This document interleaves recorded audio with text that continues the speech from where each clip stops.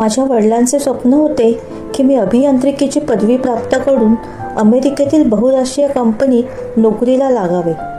जेव्हा मी अमेरिकेत आलो तेव्हा हे स्वप्न जवळपास पूर्ण होत आले होते. आता शेवटी मला जिथे हवे तिथे मी पोचलो होतो. मी असे ठरवले होते की 5 वर्ष इथे राहून बक्कळ पैसा कमवेन, जेणेकरून मी भारतात गेलो की पुण्यासारख्या शहरात सेटल होईल. माझे वडील सरकारी नोकरीत होते. त्यांची आयुष्यभराची कमाई म्हणजे 1 बेडरूमचा फ्लॅट आणि तुटपुंजी पेन्शन.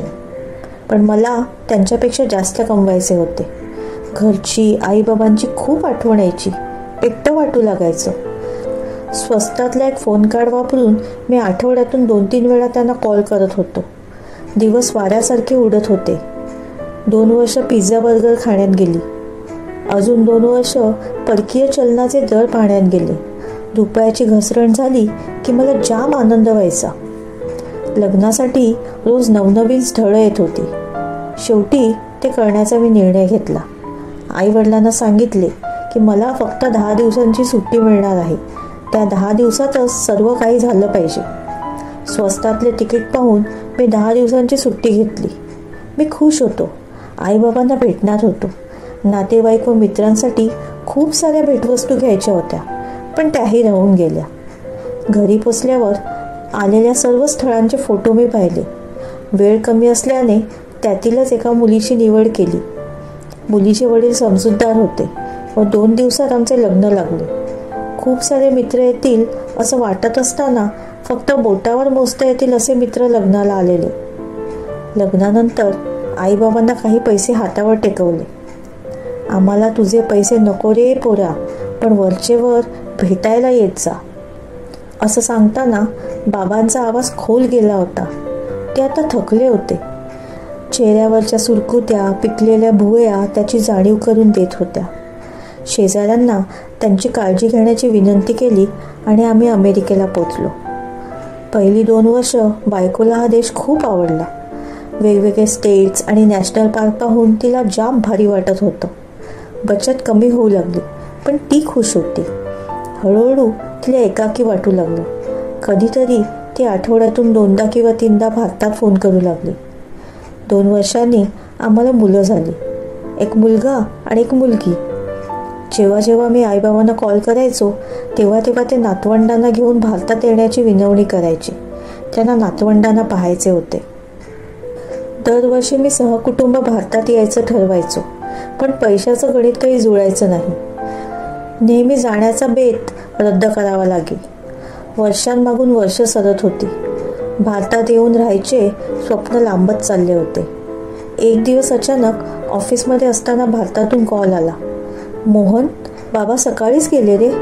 खूप प्रयत्न केला, पण सुट्टी काही भेटली नाही. अग्नीला तर सोडाच, पण नंतरच्या विधीला पण जायला जमले नाही. मन उद्विग्न झालेलं. 10 दिवसात दुसरा कॉल आला. आईची पण प्राणज्योत मालवली होती. सोसायटीतील लोकांनी विधी केले. नातवंडांचे तोंड न पाहताच आईवडील या जगातून निघून गेले होते. आईबाबा जाऊन 2 वर्ष सरली. ते गेल्यानंतर जीवनात एक पोकळी निर्माण झालेली. आईबाबाची शेवटची इच्छाच राहिलेली. मुलांचा विरोध असतानाही भारतात येऊन स्थिरस्थावर होण्याचे मी ठरवले. पत्नी मात्र आनंदात होती.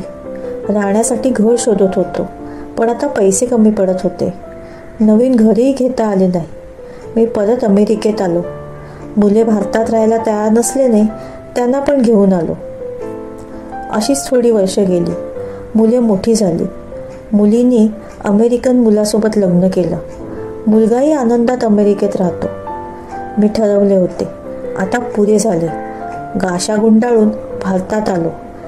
एका चांगल्या सोसायटीत 2 बेडरूमचा फ्लॅट घेण्यापुरते पैसे माझ्याकडे होते. फ्लॅटही घेतला. आता मी 60 वर्षांचा आहे. या 2 बेडरूमच्या फ्लॅटमध्ये आता मी एकटाच राहतो. उरलेलं आयुष्य जिच्यासोबत आनंदात घालवायचं ठरवलेलं तिने इथे वेळेआधीच जीव सोडला. कधी कधी मला वाटते, हा सर्व खटाटोप केला तो कशासाठी? याचं मोल ते काय? माझे वडील भारतात राहत होते तेव्हा त्यांच्या नावावरही एक फ्लॅट होता. माझ्याकडे त्यांच्यापेक्षा जास्ती काही नाही, फक्त 1 बेडरूम जास्त आहे. त्या एका बेडरूमसाठी मी माझे आईवडील गमावले, मुलांना सोडून आलो, बायको पण गेली. खिडकीतून बाहेर पाहत असताना मला माझे बालपण आठवते. त्या सुंदर आठवणी मनात फेर धरू लागतात. अधूनमधून मुलांचा अमेरिकेतून फोन येतो. ते माझ्या तब्येतीची चौकशी करतात. अजूनही त्यांना माझी आठवण आहे यातच समाधान आहे. आता जेव्हा माझा मृत्यू होईल तेव्हा कदाचित शेजारीच माझ्यावर अंत्यसंस्कार करतील. देव त्यांचं भलं करो. पुन्हा प्रश्न कायम आहे, हे सर्व कशासाठी आणि काय किंमत मोजून? मी अजूनही उत्तर शोधतोय. फक्त एका बेडरूमसाठी? जगण्याचे मोल त्यापेक्षा कितीतरी पट जास्ती आहे. त्यासाठी आयुष्यपणाला लावू नका. मित्रमैत्रिणींनो, तुम्हाला याची कथा कशी वाटली? कथा आवडली असेल तर कथेला लाईक, शेअर, कमेंट आणि आपल्या चॅनलला सबस्क्राईब करायला विसरू नका. धन्यवाद.